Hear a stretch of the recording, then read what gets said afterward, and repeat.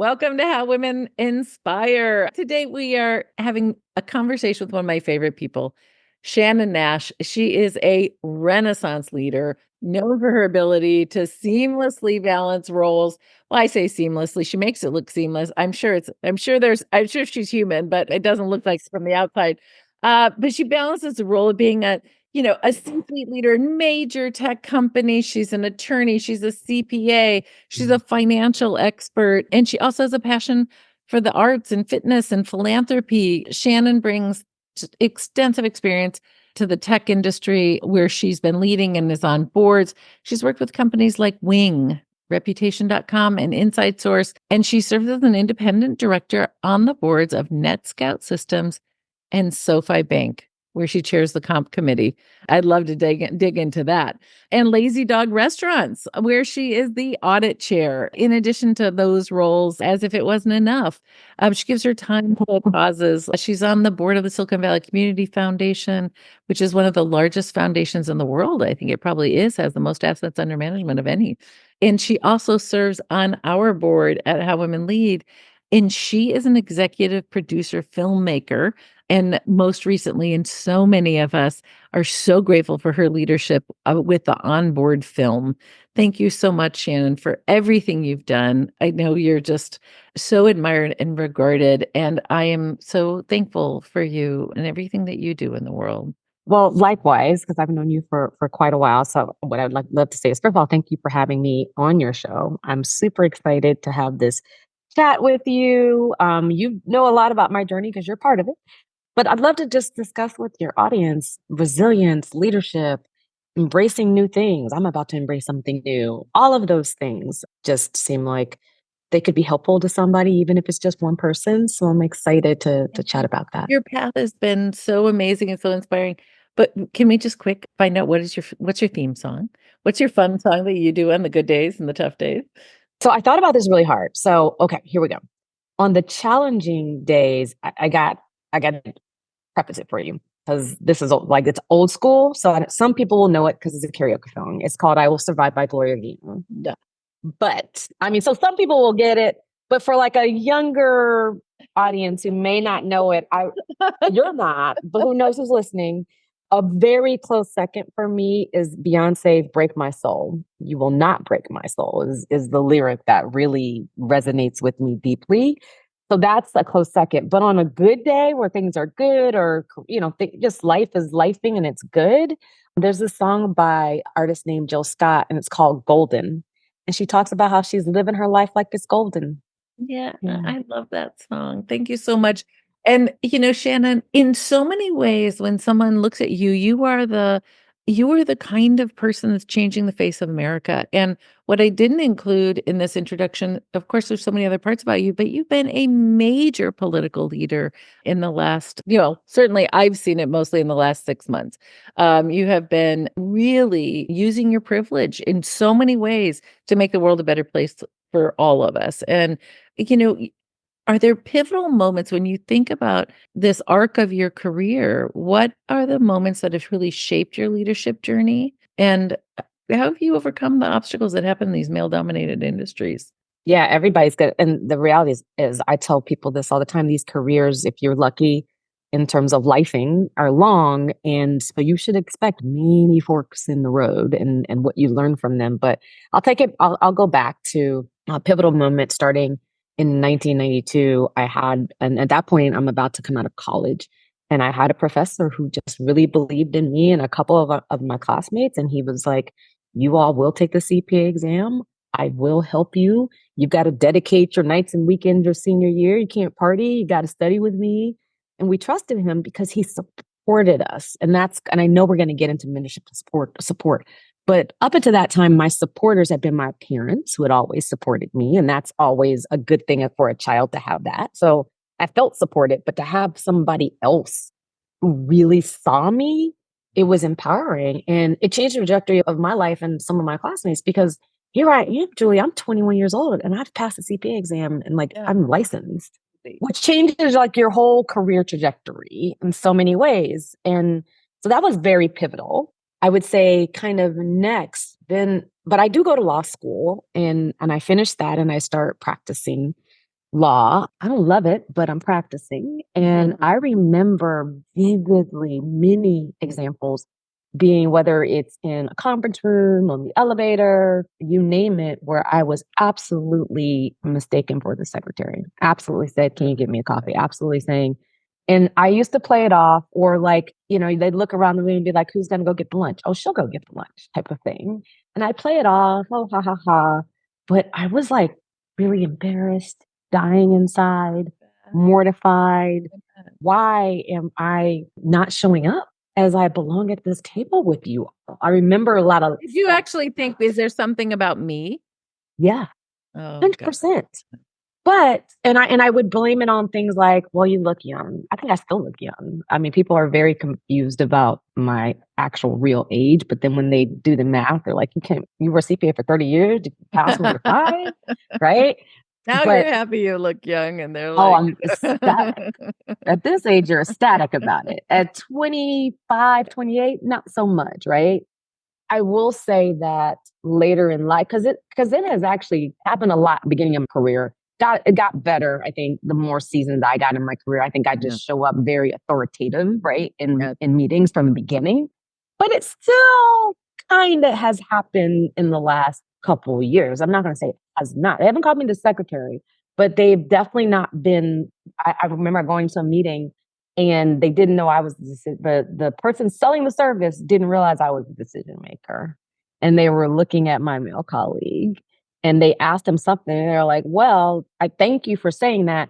You're really gonna have to convince her. She's the decision maker." And they were yeah. like, "Oh, oh, how did we mess Oh, that one up?" mercy. I'm like, After "I don't know." everything, it's like, did they not do their homework walking into that room? Like, really? Seriously? Yeah, I don't know. But that was those were Yeah, pivotal things in a career.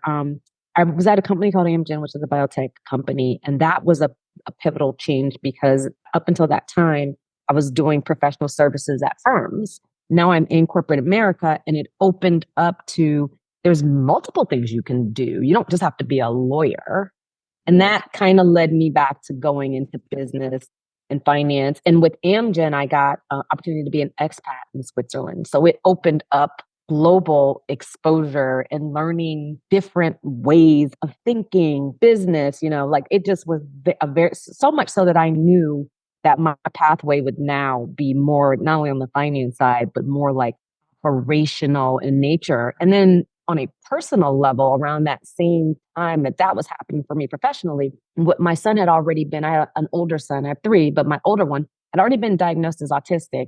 But it was like a really hard time in that he was like 6 or 7. It was hard to get him in schools. It was just a really Yeah, difficult time. He needed to do a lot of really intensive therapies, and you got to do them when they're young. If you're, the brain only grows so much, right? And so you got to do it when they're young, or you miss your window. So, Julie, I left. I left my job. I left yeah, corporate America. I didn't even know if I would work again. There was lots of self doubt.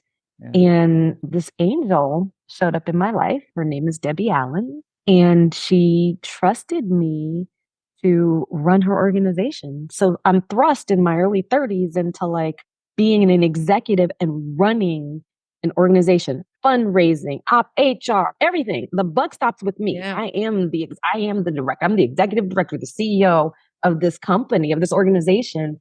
Talk about supporters. She believed in me. She was just yeah, like, "You can do it. I know you can do it. You're smart. You'll figure it out." yeah, And that honestly, I think led me into this world because it was a startup. I didn't have that as my language, but it was a yeah, startup. sure. It led me into being very prepared for Silicon Valley startup world. So by the time I Yeah, came here, at that point, I was like 20 years in my career. I wound up getting a VP of finance role with a publicly traded company. Then I got from there my first CFO role, and that was a CFO COO role. And when I look back, I'm like, all those experiences that I thought were failures were really preparing me to be at this stage and be at that role. well, now Um, you can look back, Shannon, you can kind of see the arc of all of it. What a I huge can. impact it's had that you did that with Debbie Allen. Because now when you're at the peak of your professional influence and career, you can take that filmmaking, that entertainment industry and leverage it to connect for justice. Yeah, I mean, I see it Yeah. and, like, it sounds like it was the architected, like, the best career anyone could ever have. When you were living it, you were just like, "I'm just trying to survive." I I was. I mean, like, there was that whole period when I left. I mean, I had a really good corporate job, and it was, Yes. like, super scary Yeah. because what if this doesn't work? Well, and what did it feel like to I mean, to go from being in some of those environments and then go work with a woman like her? She's fierce, you know? What it felt, I can tell you, like, was just I was in awe of Yeah, her. I'd yeah, never been yeah, in a setting where a strong woman of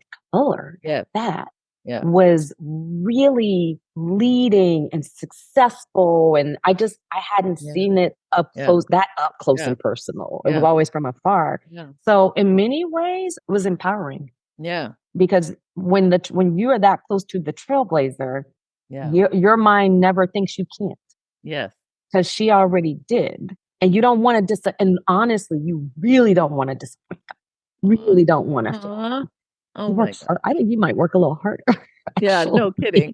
Well, so I started off by saying you're a Renaissance woman, and I just mean that in the absolute real sense because you also, you really dove into fitness and filmmaking. Like you've got a beautiful career. And my daughter's an artist and my son-in-law. And to me, it heals me when I go see classical music and performances. And how do you think about is where does that fit in the balance? And balance is such a silly word. There's no such thing as balance. Like, whatever the combination of it is that Right. how does the combination help you? Yeah, and I tell young people this all the time, forget about balance. Stop trying to Yeah, find it. right. Like, it's just in my experience, it has never been possible. I think that it's really important to find something you're passionate about.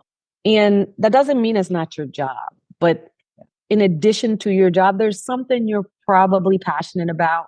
And all things being equal, if money was not an issue, that like you would potentially dive into and it brings you joy.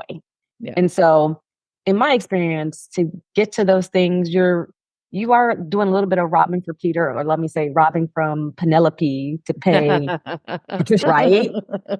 For time. Yeah. Because you only have 24 hours in a day. Everything's a trade-off. So You're it's a trading off trade-off. time away from your kids, from your job, from Right. your whatever, right? Right.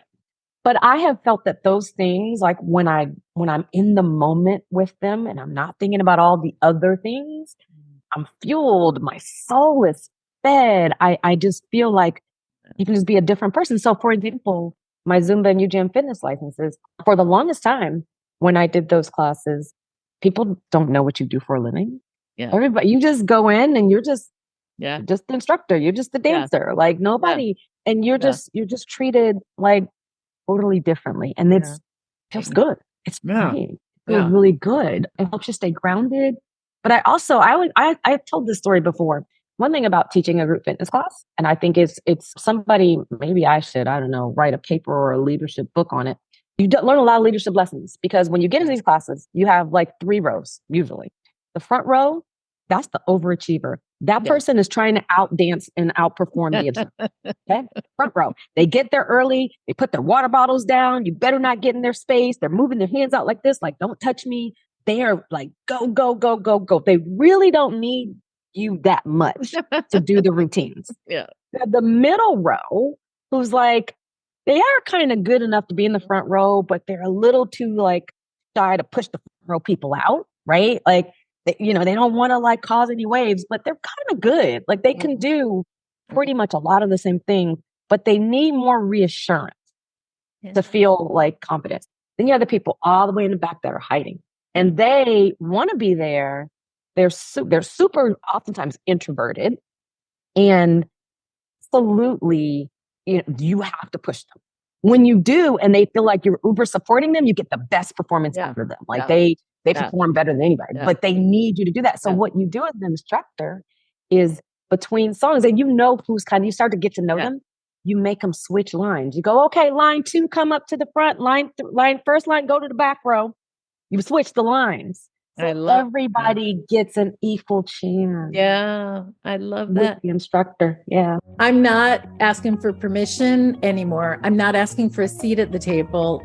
My friends, this is the first generation of us. We have a huge opportunity.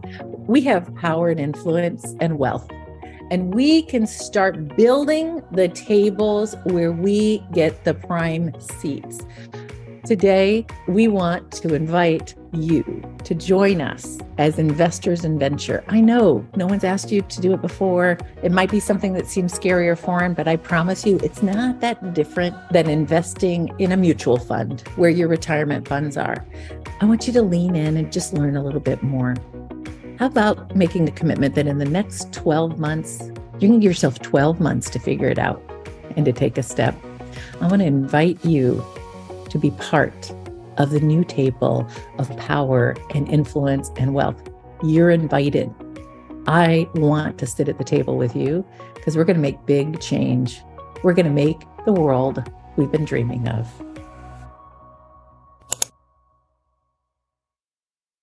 Well, you said you want to, maybe you should write a book about this. Honestly, Shannon, I think so. And now feels like it's a really good time. There's a report that just came out and talked about the majority, and I've known this statistic for a long time, but the vast majority, 85, 90% of women in leadership are athletes and have had that kind of experience. And there's something about being in your body and working in teams and all the things you just talked about. And it also forces you to be fully present. And Yeah. so do the arts. And you are one of the most present people I know. I don't know how you do it, but you really fully commit to everything you're doing.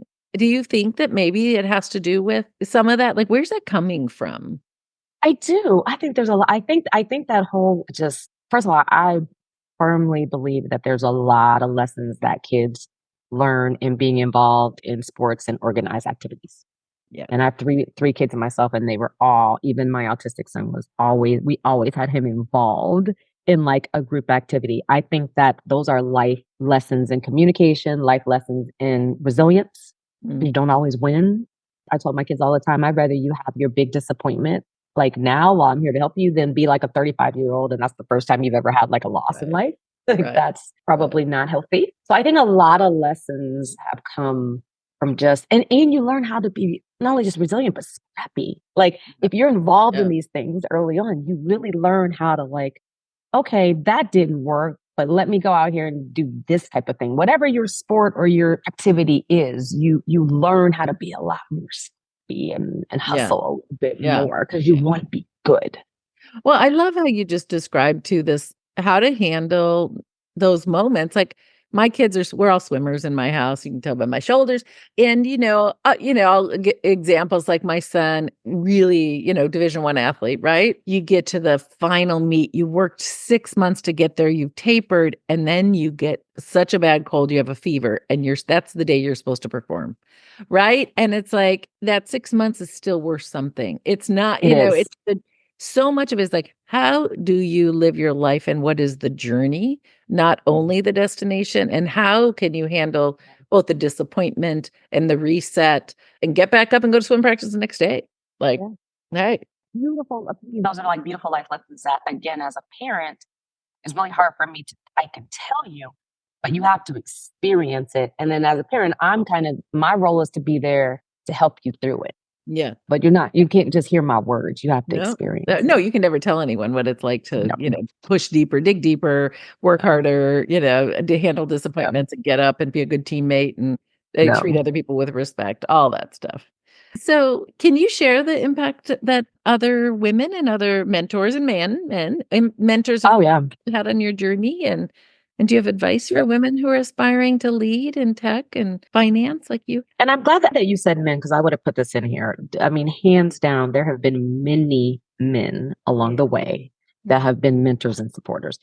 I think it is just one of those things where to get to where successful people, when they get to where they are, there are lots of people of all stripes that have helped them along the way. There have been, in particular, many white men that have helped me along the way. Yeah. And I have to call that out. I think that it is people see you and they think that, oh, how many women have helped you? I'm like, actually more men have helped me, Yeah. not because women couldn't help, wouldn't help me. But if you think about over a 30 something year career, women weren't in the, especially in the beginning of my career, they weren't They even in weren't a in the place room. to help me. Yeah. Oh, so Help me. yeah. And the other thing I will say is a lot of my mentors have not been people that I've either directly worked for them. Either they were in different teams or they weren't even at my company at all. I knew them professionally through a professional Yeah. association or Yeah, something. yeah. So you can find mentors and supporters in all stripes, shades, sizes, everywhere. And I tell younger people, look for your mentors anywhere. Because to me, we'll use the term mentor, but I'm going to intertwine that with I mean somebody who's a supporter, cheerleader for you, somebody who actually is taking an active role in your development and your progress. Yeah. And that certainly is giving you advice. It could be making an introduction for you. It could be a lot of things, but they're vested, right, in Yeah. your success. They care. Yeah. And then the other thing I tell people is, but mentorship is a two-way street. It is not transactional. It's finding somebody that believes in you, but also you should be figuring out what are you doing in return. It's a relationship, and relationships are two ways. They Yeah. are not one way. So just Yeah. saying, I've had people come to me and say, be my mentor. And I'm like, tell me more about you. Why would I invest the time? What type of relationship are we going to have? Yeah. Right? Like, Exactly. that's what I want. And the people who try to have a relationship, quite frankly, we're all human. You want to invest more time in them because you do have a relationship with. So, yes, and there's something about you, and I want the people listening to really understand what is it about you that makes people think, "I really wanna extend myself for this." Well, I'm just gonna say for this brilliant, disciplined, kind, responsible person who's got integrity. Like, there are parts of you that are so unique, which doesn't surprise me that throughout your life, people have been like, "Oh, you want Shannon in this room. Let's give her that chance and that opportunity." What are practices you've had besides a relationship management that you, like, have really put on the front burner and how you behave and how you interface with people? 'Cause I think that those nuances, that's the magic of you. So, Julie, I can only tell you what I guess people have said to me about the why. It's always hard to be self-reflective sometimes on those things. But I literally had somebody say to me early on in my career, and he was a colleague, like just, and that's the other thing. Mentors can be like your colleague. They Yeah, don't have to yeah. be like a boss type of situation. And I was helping him think through a problem, and he overshared. Let me just put it this way, a lot of stuff. And after that conversation, he said to me, I don't know why I just told you all of that. I just felt, how did you make me feel that comfortable? And I said, I don't know, I was just being me. And I think what it is when you talk to me, I feel like I spend a lot of time listening, letting people be heard, making them comfortable, right? In whatever it is. And I think for people who are looking for that relationship and then like it's, I don't know, invigorating. It's one of those things where it just makes people you're endearing to people. But it's not like something I feel like I am Yeah. consciously doing. I think is innately like in fact, I had a partner at a law firm say to me one day, because personality is just so effervescent. And I It is. said, what? Yeah, He was a partner and I was an yeah, associate. And I said, yeah. what?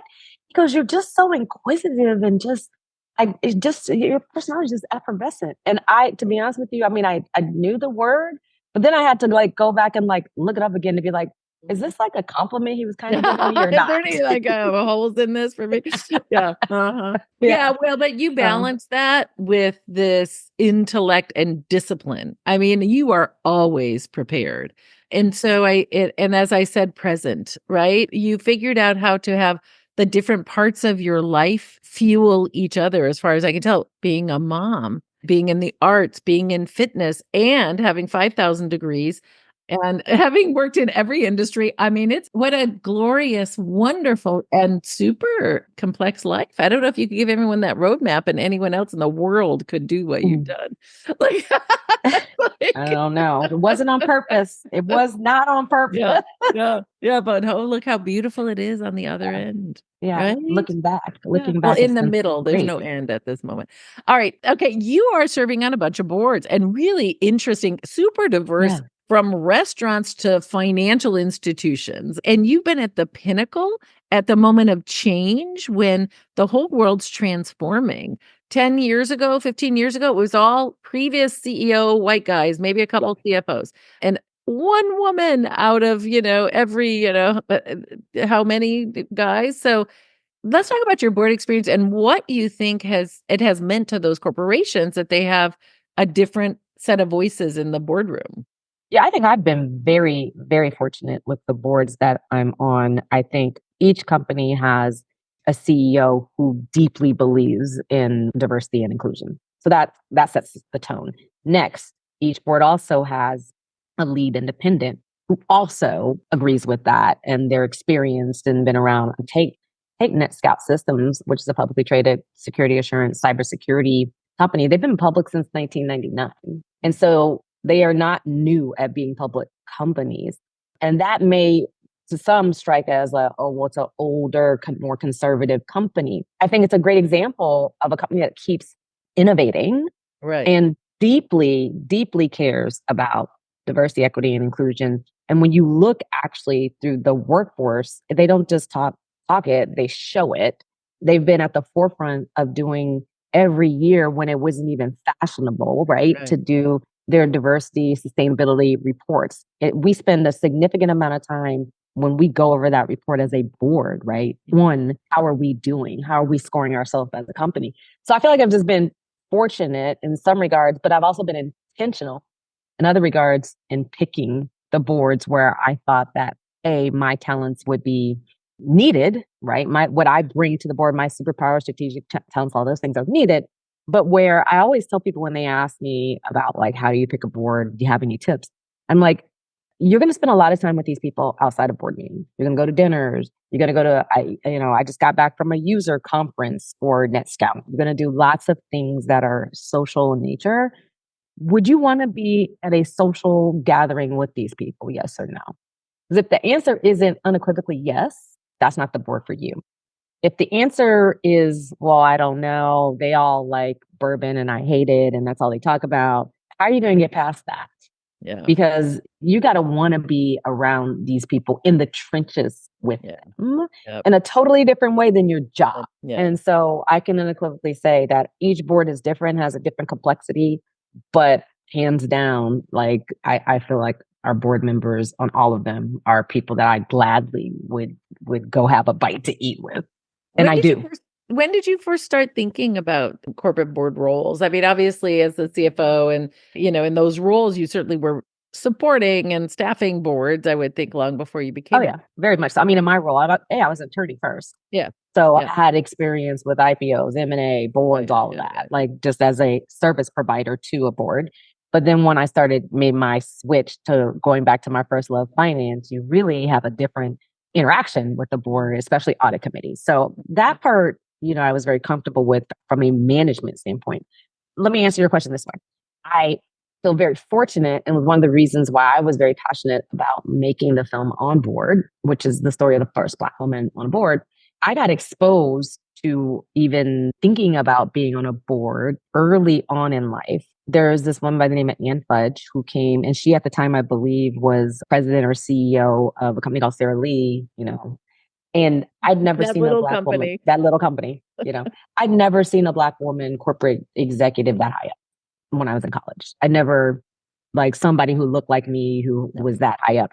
And I remember in her speech, she talked about the board service and how like in a career you should aspire to do that.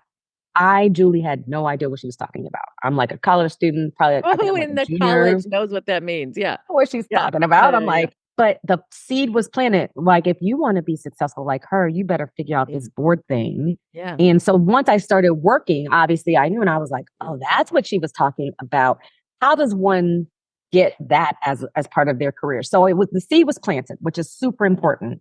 So by the time I got senior enough and had enough experiences, then I knew, okay, I know what it is. Now I have to unlock how to get there. And that started with a lot of things like calling you up on the phone and you talked to me. You gave me 30 minutes of your time. This was years ago. I will share with the listeners that I was looking up something on Julie's name and I came across our first email exchange with each other. And it was so sweet. You were so, I thanked you for your time and you were so gracious about it. And that's how it starts, just having other women say, I believe in you. Yeah. You can do these 5 things. They may be helpful. Let me open up my network and have you meet these other people. You invited me to How Women Lead event. I met like 3 people there that then became people that helped me meet other people in the network that have totally been helpful to my board journey.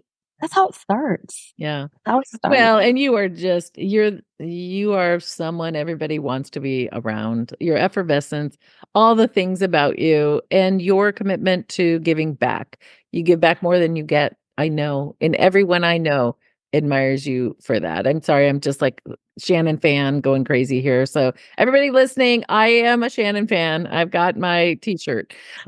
So you also are an investor on top of everything else. And you are really, taking a leadership role in the investing space. You've been investing in women-led companies. What is important about this for you? And why do you see this as a crucial thing to put your life force into, your effervescence into? So, having been someone who operated a company and just saw a lot of changes I bought to the company, different approaches, problem solving, et cetera. So that's just my own anecdotal evidence about like I know women-led companies do really well. There's a plethora of well-researched position papers, articles, you name it, by big institutions, big corporate, like too many to even name, that have always said that diverse teams and leaderships outperform non-diverse teams. So it's smart business. We know this, yet we still lag woefully behind in this diversity, and in particular, women-led companies and women-led companies getting funded. So for me, my little small part that I can do is to try to ensure that more of these companies get an opportunity. I think it's just good business, A, as an investor, and B, I think it's the right thing to do. Yeah. And when I look back on a career, when I look back on a life, when my kids look back on my legacy, I need that to be in there so that they, like, it's ingrained for them. For their generation, we may not need as much because we are putting in as much as we can right now. That Yeah. 40 years, 50 years from now, it's a different playing Yeah. field. Like that's Yeah. what I hope I happens. love that. But the other thing is, if I can't sit by and not do anything. Yeah. That's the other thing Yeah. about it. Like I do believe these Yeah. businesses fare better. History is on my side that they do. Yeah. And it just is a no-brainer to me. Well, culture's set in the first 30 people. And I'll tell you, when I think about my daughter works at Uber, a major tech company that's had huge culture problems and had to replace the CEO. And I can't help but believe that if you get equal numbers of women starting companies, the pressure for everybody, the competition for the talent and to create better cultures is going to be there. I don't think women are immune from making mistakes and doing stupid stuff and not behaving well. But I think that we're just better if we have a balance. And how on earth are we going to survive as a country if, white men are the minority in this country? They're quickly, decreasing in their percentages. Like we have got to change who's getting funding and who's innovating and who's creating the solutions for tomorrow. I'm just so grateful that you have asserted yourself as a leader in this space, Shannon. Thank you for that. All right. Well, we are over time. I could talk to you all day long, but so grateful to have this time with you. How can people find you? Best on LinkedIn. Yeah. It's probably the easiest way to find me is on Okay. LinkedIn. It's my name. It's probably the All right. easiest. Well, and hopefully this podcast will come out and you'll all hear it right before Shannon gets the award from our Get On Board Week at How Women Lead. She is following in the footsteps of some awfully great women, and so honored that we're going to be able to shine a light on your leadership and everything that you've done. So thank you for all of your commitment. Thank you. Thank you, Julie, for always being a supporter. And I hope to continue to pay it forward. Well, you do that in spades. All right, everyone have a wonderful day. Be like Shannon. I would say everybody go watch the onboard film and definitely look at her trajectory as an example of how different taking different pathways, whether it's your choice or not, can actually open up huge doors. And I hope everybody finds their Debbie Allen and there are other people in their life that can really become that sort of light and pivotal moment for you. Thank you, Shannon. You've been that for me.